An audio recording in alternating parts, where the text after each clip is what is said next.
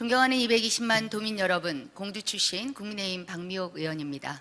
본 의원에게 도정 및 교육행정 기회를 주신 존경하는 홍성현 의장님과 선배 동료 의원 여러분께 감사드립니다. 또한 김태흠 지사님과 김지철 교육감님을 비롯한 공직자 여러분, 언론인 여러분께도 반가운 인사를 드립니다. 먼저 21대 대선 기간 동안 220만 도민 여러분 수고 많으셨습니다. 이제 새로운 대통령과 함께 뜻을 모아야 할 때입니다. 충청남도 의회에서도 새로운 각오로 다시 뛰겠습니다. 오늘 본 의원은 도정 질의를 통해 대형 산불 예방을 위한 충남도의 대책, 꿀벌 집단 폐사 등 양봉산업의 점검, 2028년 국제 밤산업 박람회 추진 현황 등 지속 가능한 살림을 위한 충남도의 추진 현황을 점검하고 학교폭력 대응 시스템에 대해 문제는 없는지 교육행정 질의를 드리고자 합니다. 먼저 산불 대응과 관련하여 도정 질문을 드리기에 앞서 자료 영상을 함께 보시겠습니다.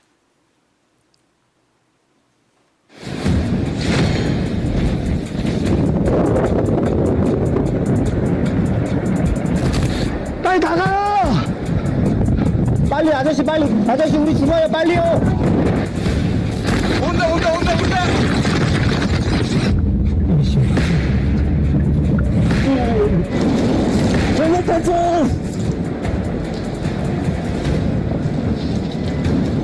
전력탄총!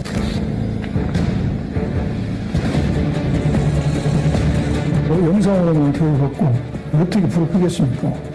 죽으러 가라는 것이 그래서 죽은 거 아니고 했냐 이것은? 네, 올해 3월 경남 산청과 경북 의성에서 시작된 산불은 강풍을 타고 영남권 전역으로 확산되며 역대급 산림 피해를 야기했습니다.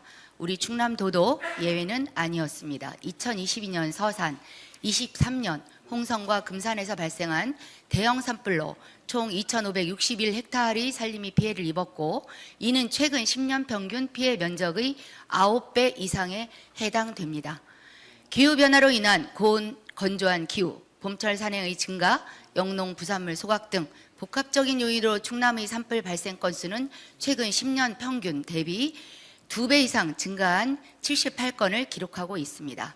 이제 산불은 예외적 전환이 아닌 상시적 위협으로 간주하고 이에 맞서는 대응 역량의 전면 재정비가 필요합니다. 산불 대응의 핵심은 초기 진화입니다. 특히 산불 발생 직후 현장에 가서 가장 먼저 투입되어 불길을 잡아주는 주체는 산불 전문 예방 진화대입니다. 잠시 관련 영상을 보겠습니다. 산불이 발생하면 소방차가 가장 먼저 출동합니다. 의성에서도 마찬가지였습니다. 하지만 이때 출동한 소방대원들은 산불 진화에 나설 수 없었습니다. 법적으로 초기 산불을 진압해야 할 주체는 따로 있기 때문입니다.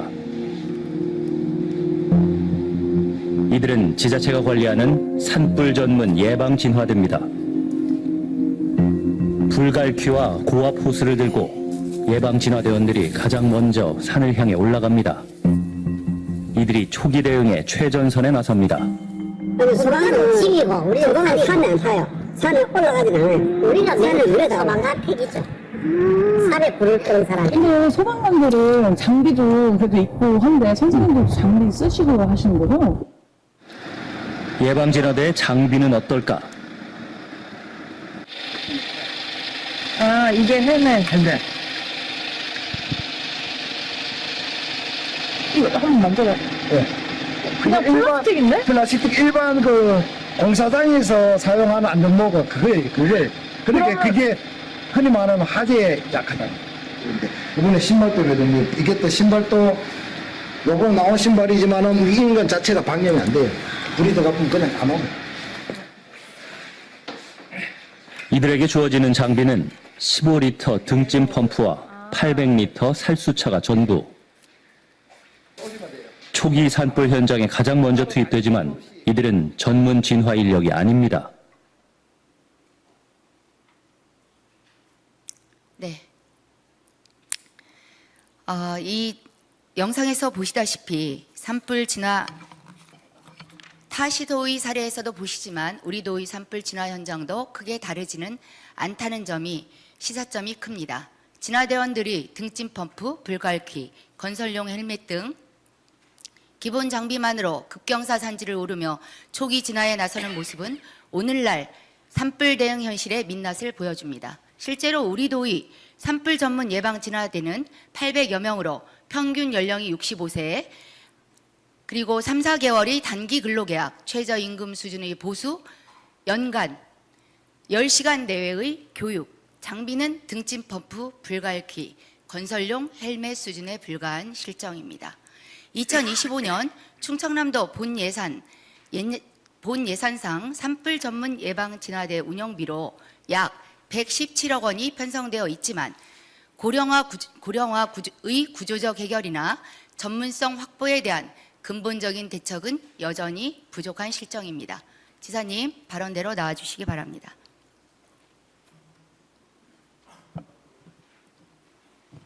마이크.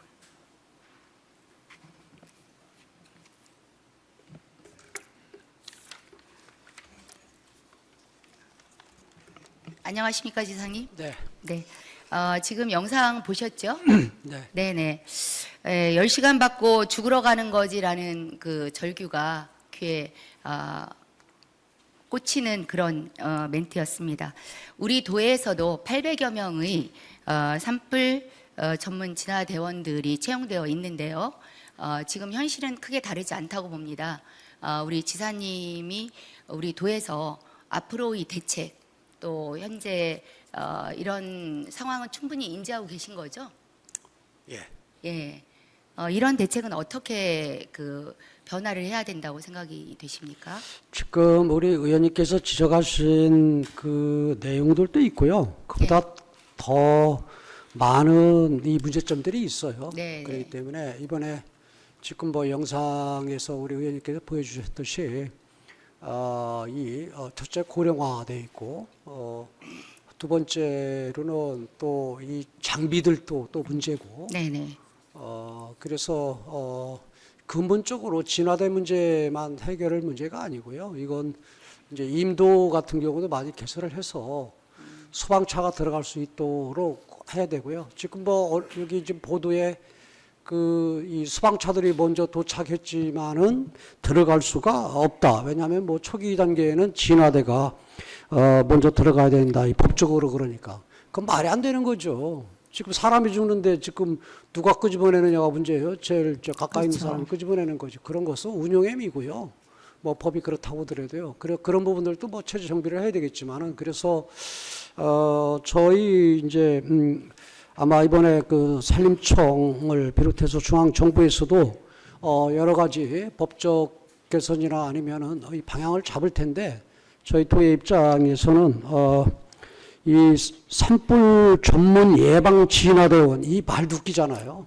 그러니까요. 그러니까 예방 같은 경우는 나이 드신 어른들 뭐 고령화 뭐 농촌이 이제 고령화니까 그렇게 가더라도 진화대 같은 경우는 좀 젊은 사람들로 구성이 돼야 되겠다 싶고요. 그리고 또 장비라든가 이런 부분들 같은 경우도 그렇게 하고 그다음에 또 하나 의용소방대들 같은 경우는 좀 젊은 사람들인데 그 사람들을 어떻게 체계적으로 활용을 할 것인가 연계해서 그런 문제도 좀 검토를 해야 될 것 같고요. 그리고 제가 볼 때는 이 감시위원 같은 경우는 지금 기초단체별로 뭐 나이 드신 어른들로 이렇게 구성할 수 있어도 이 진화대 같은 경우는 좀 저희 충남 같은 경우 좀 권역별로 좀 해야 되겠다 좀 싶습니다. 그래서 이런 부분들 좀 검토하겠다는 말씀드리고요. 또 하나는 뭐 10시간 교육밖에 않고 들어가는 게 이 죽으러 가는 거지 이렇게 얘기하는데 그 부분에 대해 일리 있다고 봐요. 그렇기 때문에 지금 대전에 국립 그 산림재난안전교육 훈련센터가 28년도에 준공하는데 좀 체계적인 교육이 좀 필요하다 이렇게 봅니다. 네, 맞습니다. 저희도 홍성 산불에 그 아픈 경험이 있죠. 사실 산불을 직면해 보면은 그 산불이 순식간에 그 코앞으로 다가옵니다. 예, 이런 현장에 투입되는 인력들이 이렇게 사지에 나가는 상황으로 된다면 또 진화도 역시 안 되고요. 이런 문제점들에 대해서 지사님께서 선제적으로 좀 준비를 해주셨으면 하는 바람이고요. 그리고 이제 앞으로 사실은 이게 어느 곳에서 산불이 또 일어날지 모르잖아요, 그죠? 근데 우리 이제 충남도의 현실도 차량 문제라든지 헬기 문제 이런 부분들을 제가 자료를 받아보니까 차량도 중소형급이고 또 그 물을 담을 수 있는 담수의 한계가 있고요. 고성능 산불 진화 차량도 도 전체에 단 한 대뿐이더라고요. 근데 이거에 대한 그 저희 도에서 올해 예산을 5억 6천 정도 편성을 했다고 하는데 이 부분도 이제 상징적인 수준에 밖에는 미치지 못한다. 그리고 산불 기종도 거의 5, 60년 된 기종들이에요. 자료를 보면은 자료 한번 넘겨주시죠. 네네. 자료 한번 봐주십시오.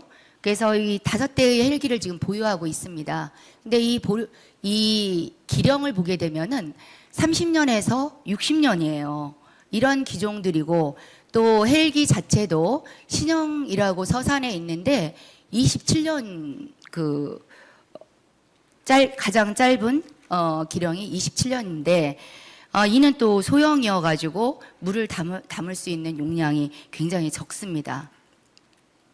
이렇게 이제 저희가 임차 방식으로 쓰는 헬기조차도 사실은 당장 어려움이 있을 때 제대로 사용할 수 있을지에 대한 의문이 지금 들고 있거든요.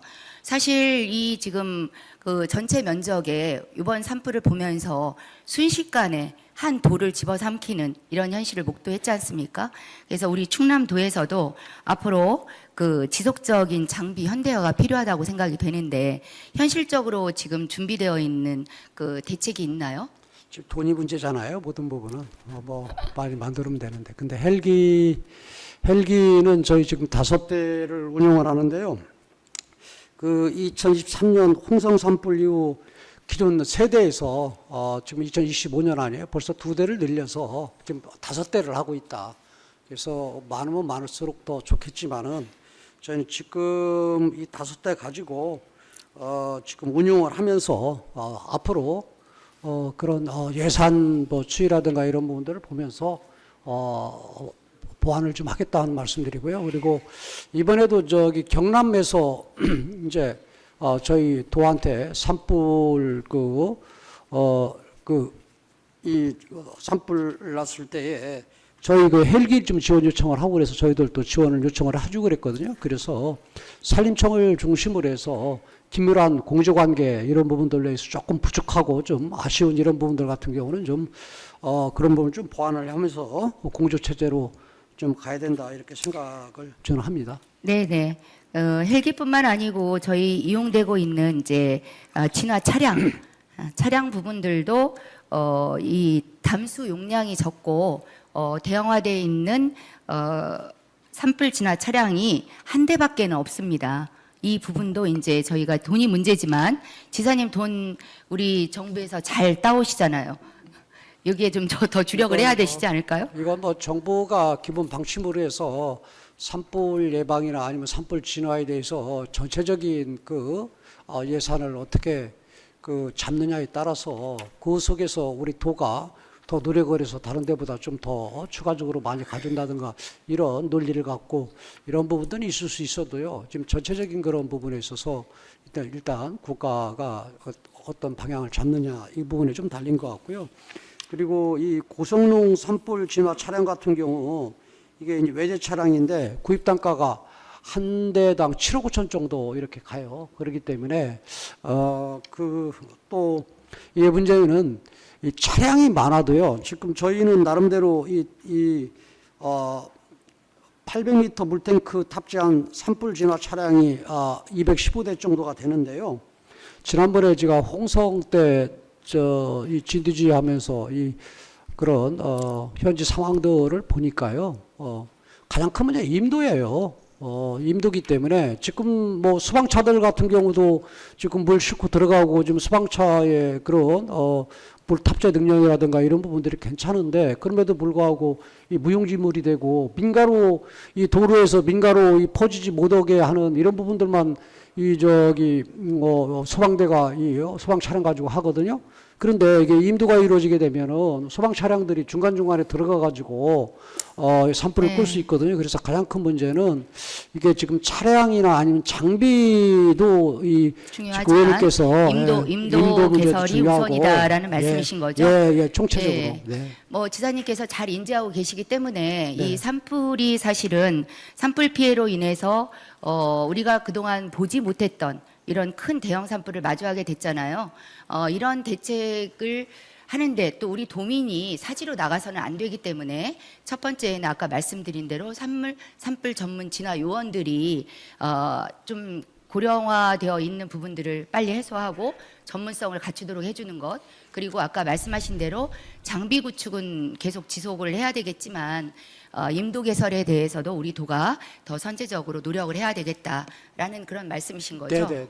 그 부분을 좀 중점을 해주십사 네. 하는 말씀을 좀 드리고 싶습니다. 네. 이제 그리고 사실은 모든 장비나 이런 부분들이 앞으로는 관측돼야 되고 미리 예측돼야 되는 부분들이 필요하잖아요. 네. 이미 그 불이 난 이후에 이걸 해결하려고 한다는 것은 또 사실은 소잃고 외양간 고치는 경우이고요. 그래서 이렇게 AI를 이용한다든가 이런 그 첨단 기술을 이용한 도입들도 관심을 가져주시기 바랍니다. 네, 그렇게 하겠습니다.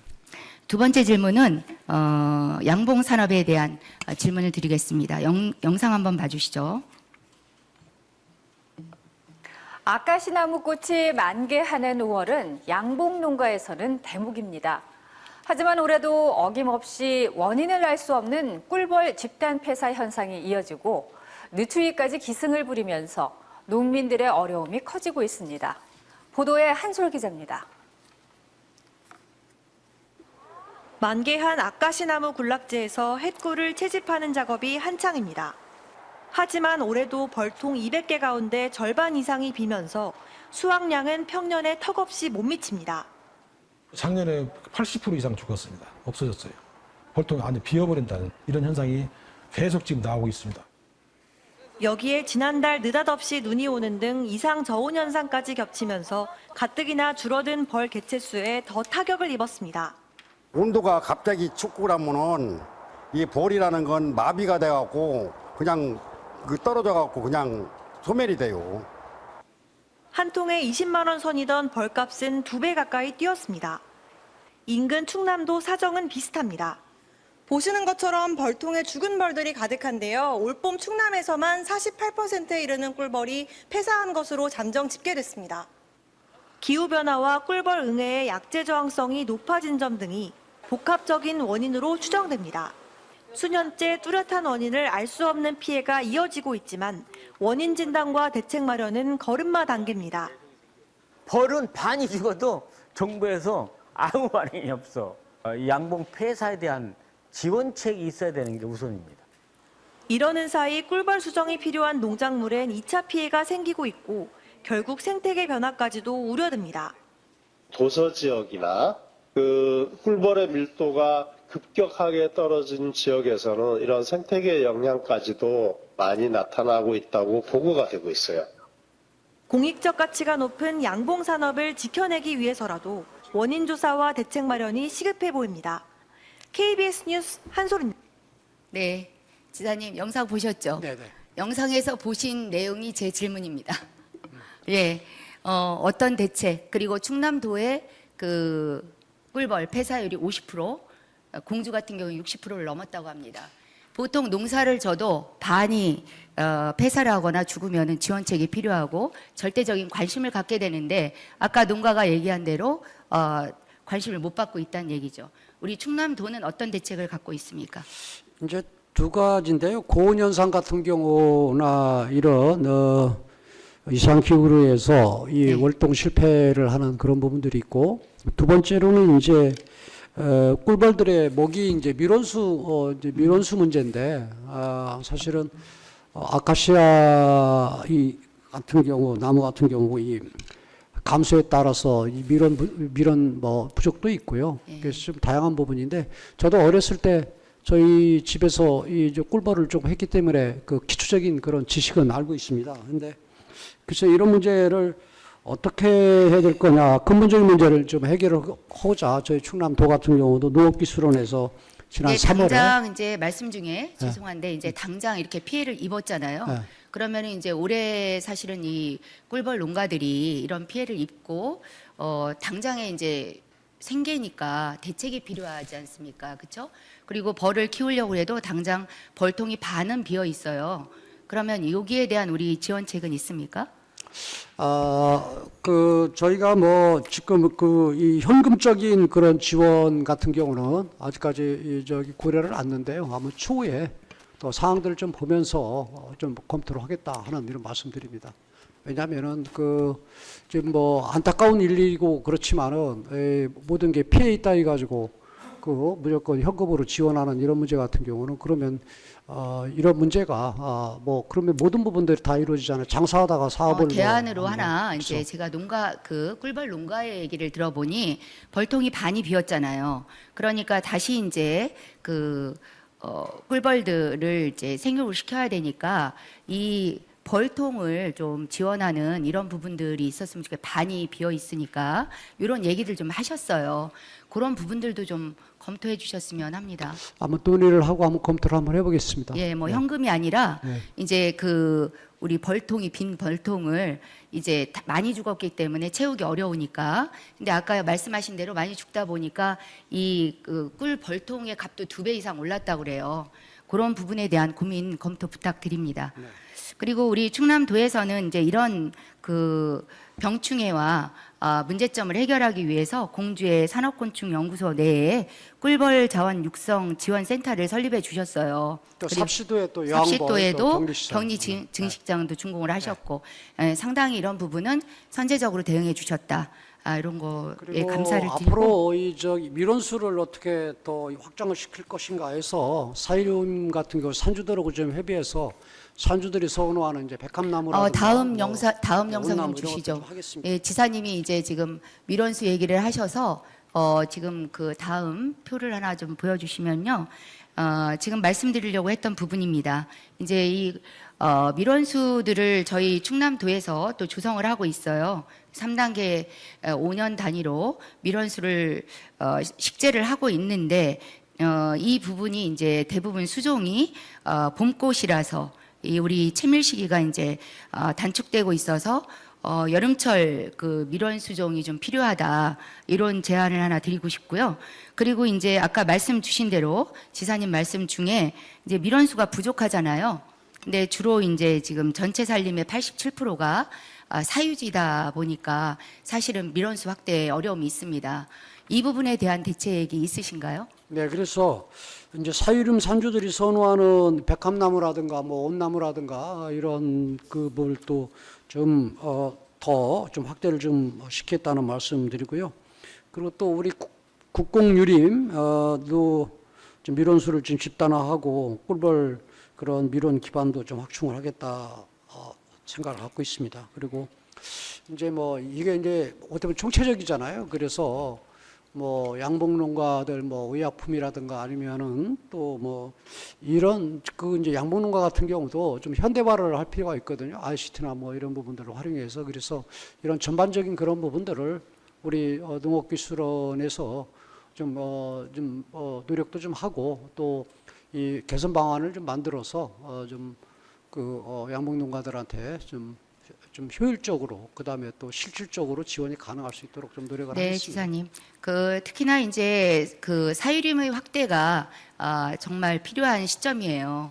그렇기 때문에 사유림을 갖고 있는 산주들에게 이런 밀원수를 할 수 있는 확대할 수 있는 인센티브 제도라든지 다양한 제도를 좀 고민해 주셨으면 하는 바람입니다. 네, 그렇게 하겠습니다. 네. 그리고 다음 세 번째 질문으로는 국제 밤산업 박람회에 대해서 좀 여쭙고 싶습니다. 공주에서 저희가 24년도에 국제 밤산업 박람회를 좀 하고 싶다고 이렇게 충남도에 제안을 드렸었죠. 예. 그리고 저도 5분 발언을 통해서 이 박람회에 필요한 TF팀이 구성이 되었으면 한다라는 말씀도 드렸습니다. 현재 진행 상황에 대해서 좀 알고 싶습니다. 네. 이제 공주에서 그런 먼저 제안이 있었지만은 공주뿐만 아니라 공주 이웃인 부여하고 청양에서도 좀 좀 관심도 있고 또 참여했으면 좋겠다고 그래서 지금 부여 청양도 좀 참여를 하는 형태로 해서 지금 네, 공동 주체가 되는 거죠? 예, 공동으로 추진을 하고 있고요. 뭐 축은 뭐 공주가 가더라도요.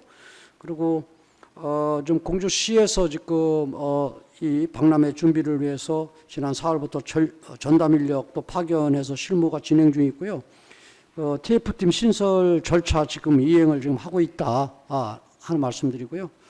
그리고 이제 공주시에서 이게 사실은 뭐 박람회를 하게 되면 전시 행사 이런 부분들이 아니고 이게 어떻게 보면 유통이나 아니면 뭐 또 수출이나 이런 길들을 그렇죠. 좀 열어줘야 되잖아요. 이런 네네. 기회를 통해서. 그래서 그러한 프로그램이나 아니면 이런 제가 말씀드린 비즈니스 이런 성과를 낼 수 있도록 그렇게 예, 지사님께 이제 당부드리고 싶은 것은 부동의 1위 충남의 밤산업은 부동의 1위입니다. 대표 임산업이기도 하고요. 이런 이제 우리 국제 밤 박람회가 26년 태안 원예치유 박람회나 27년에 딸기 엑스포에 이어서 국제적인 그 박람회로 좀 성장할 수 있도록 하는데 이제 사실은 이번에 이제 저희가 기재부의 승인을 받아야 되잖아요.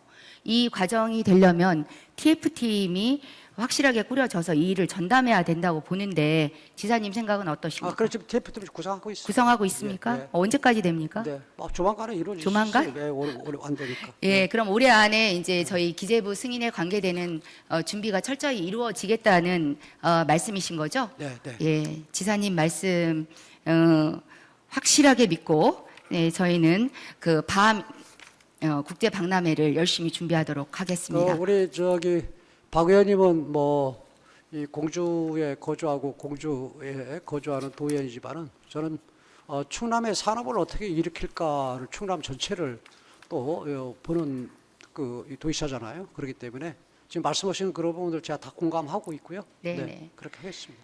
공주의 밤을 떠나서 또 청양 부여의 밤을 떠나서 충남의 밤입니다. 이 밤이 세계적으로 네. 확실하게 각인될 수 있도록 지사님의 성원, 격려 부탁드리겠습니다. 네, 네. 예, 우리 지사님께 드렸던 3가지 질문은 이상으로 마치고 지사님께 수고 많으셨습니다. 지사님. 네. 감사합니다. 자리로 돌아가 주십시오.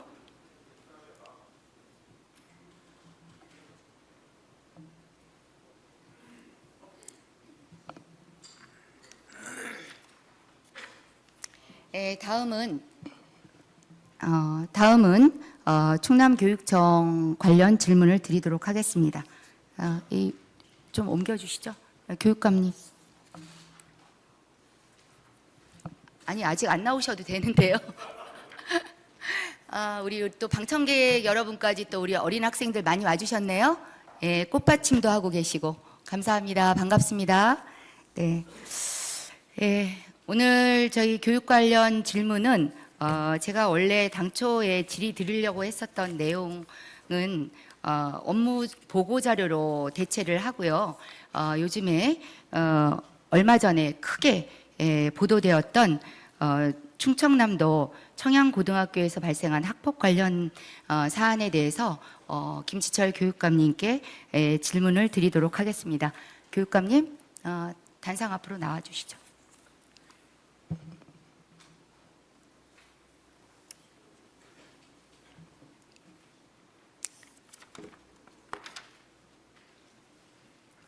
네, 교육감입니다. 네, 교육감님 반갑습니다. 네, 저도 전반기 교육위원을 하다 보니까 우리 교육감님하고 학교 폭력에 관한 이야기도 많이 나누고 또 해결책도 고민을 했던 기억이 납니다. 근데 오늘 또 다시 이런 문제로 또 교육감님과 마주하게 돼서 상당히 유감이다는 말씀을 좀 드리고 싶습니다. 예, 그 자료 화면 봐주시죠. 영상에서도 보기가 민망할 정도의 그 학교 폭력 상황이 벌어졌습니다. 흉기 위협, 성적 수치심 유발, 신체 결박, 언어 폭력, 금품 갈취. 언론에서 보도됐다시피 금품 갈취도 1, 2천만 원에 상당한다고 하고요. 4년간 반복적으로 이렇게 자행된 조직적인 집단 폭력이었습니다. 학생들이 할 수 있는 일이라고가 믿기지 않을 정도인데요. 교육감님 이 사안을 마주하고 교육감님도 착잡하시리라 생각이 됩니다. 그렇죠? 네. 그래서 근데 이 폭력 과정을 보면서 오늘 또 마주한 학생들이 있는데 이 질의를 드리기가 참 부끄럽다는 생각이 좀 듭니다. 예. 그러나 우리가 잘 알고 또 늘 단속해 왔다 하더라도 발생하는 사안에 대해서 다시 한번 점검할 필요가 있다고 생각되어 오늘 질문 드리고자 합니다. 이 사안의 문제점은 사실은 신고가 접수가 되었죠, 교육감님. 그렇죠? 근데 이 대응이 너무 늦었다. 이런 이제 보도가 있었는데요. 신속한 대응이 안 됐던 이유가 뭡니까? 지금 방송 보도 사실이 좀 다르거든요. 네네.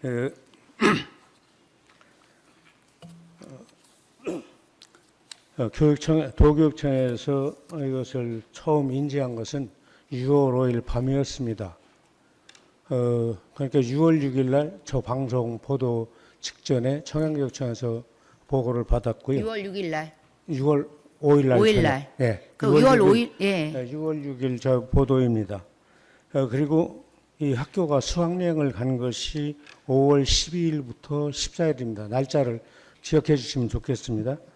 제주도로 수학여행을 갔는데 5월 11일 밤에 8시 반경에 피해 학생 아버지가 담임교사에게 전화를 하셔서 자, 교육감님. 아니. 예, 잠깐만. 저 업무 보고 자료를 다 받았습니다. 아니, 그런데 이게 좀 다르다는 것을 정확하게 아셔야 될 것 같아서요. 그래서 담임교사에게 전화를 하셔서 자전거를 파손한 사건 이야기를 하면서 관련 학생들과 사이가 좋지 않으니 수학여행 기간 중에 자, 잘 교육감님. 지켜봐달라. 네, 알겠습니다. 당부를 하셔서 예. 이걸 알고서 수학여행 간 것이 아닌 거예요. 아니 근데 교육감님 잠깐만요. 네네. 알고 가지 않았잖아요. 네네. 이제 지금 교육감님 지금 말씀은 언론 보도가 아니라는 거예요. 자, 5월 11일 날 보호자가 유선으로 상담 전화를 했어요. 그죠? 그쵸?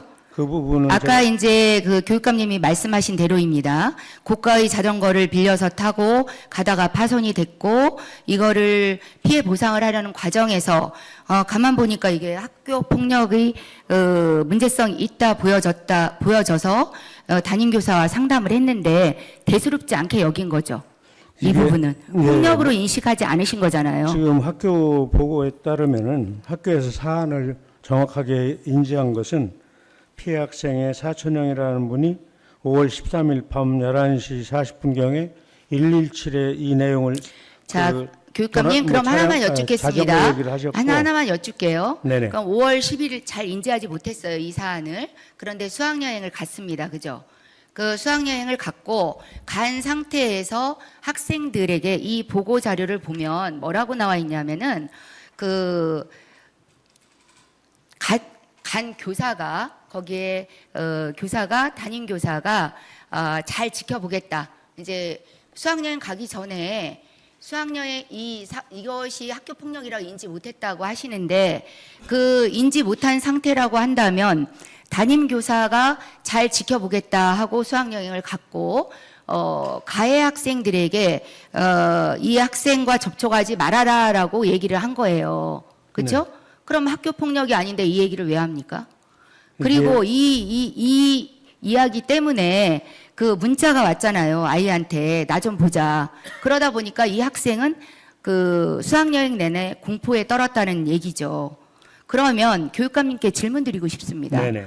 도대체 학교 폭력이라고 인지되는 사안은 어떤 경우에 해당됩니까? 아니, 이 이야기가 언론에 보도된 내용에 대해서 제가 지금 언론은 차지하고 지금 사안 처리 업무 보고 받은 내용을 가지고 지금 말씀드리는 거예요. 네네. 여기에 보면은 담임 교사는 잘 지켜보겠다고 그리고 그 이후에 수학여행에서 나 좀 보자라는 문자 메시지를 학생이 받은 거죠. 그러니까 예. 이 얘기를 아까 처음에 모두에 드린 것이 자전거 관련해서 학생들하고 사이가 좋지 않으니 잘 지켜봐 달라고 그래서 담임 선생님이 아버지께 잘 지켜보겠다, 돌보겠다 자, 이 얘기를 교육감님, 답변했다는 거예요. 지금 콩이 먼저 팥이 먼저를 얘기할 게 아니고 네네. 지금 말씀드린 대로 네네.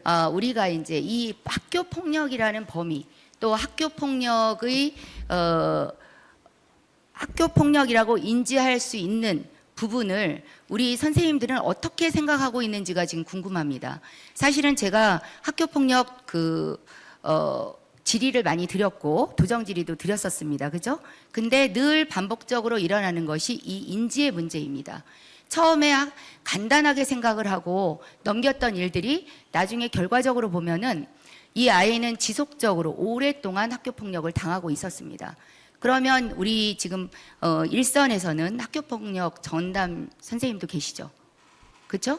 그런데 이런 부분들을 그냥 뭐 자전거를 잃어버린 거에 대한 분쟁 내지는 뭐 이런 것들 주변에 있는 사람들도 인지할 수 있는 부분인데 교사의 입장에서는 심각하게 생각하지 않았고 염려가 됐던 부모가 당부를 했는데 수학여행을 가서 근처에 오지 말아라 이런 얘기를 했다라는 것은 이미 인지는 한 거 아닌가요?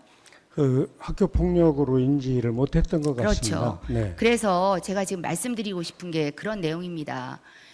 사실은 이미 심각한 학교 폭력들이 이루어지더라도 표면상으로는 드러나지 않잖아요, 수면에.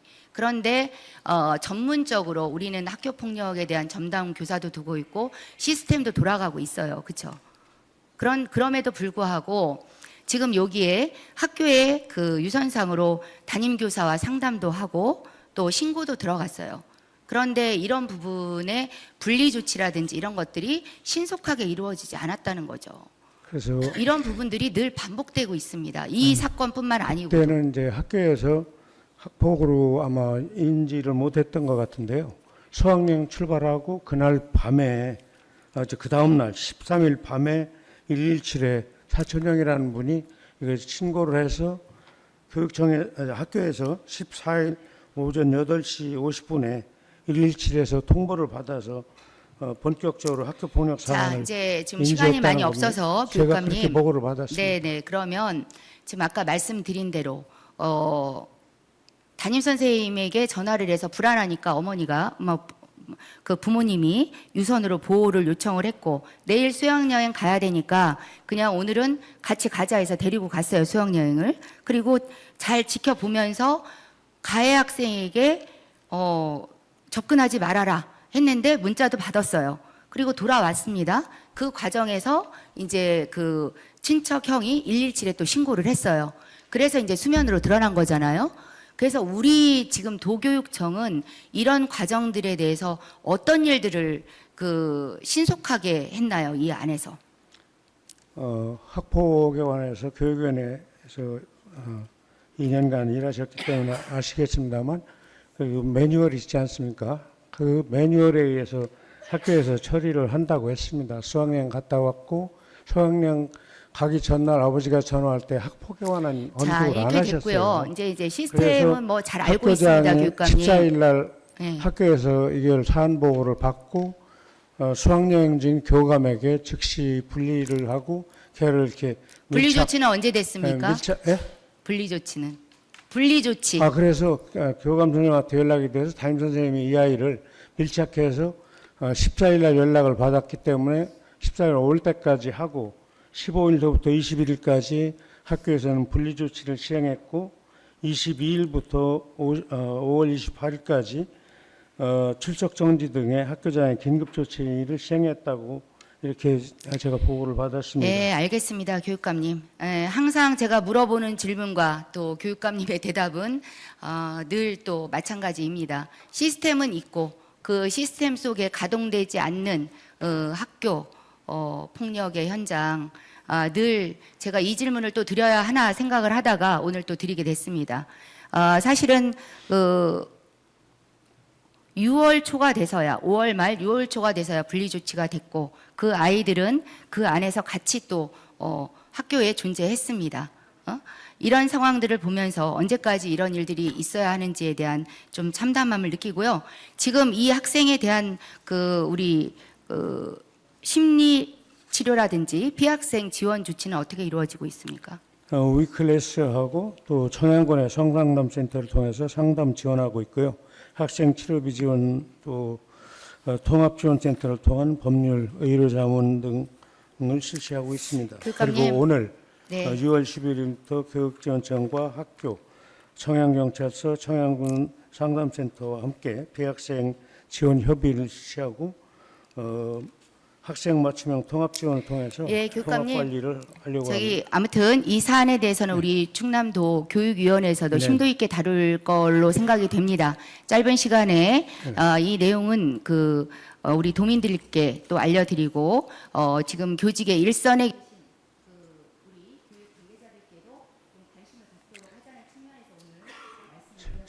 저희가 6월 5일 밤에 처음 인지를 했습니다만 그 후에 청양교육지원청과 학교와 아주 긴밀하게 소통하면서 공동 대응을 해오고 있다고 하는 점도 말씀을 드리겠습니다.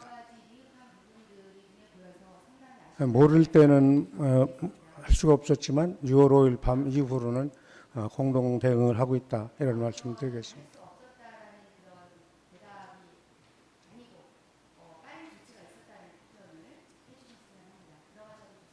하여튼 최선을 다하겠습니다. 네.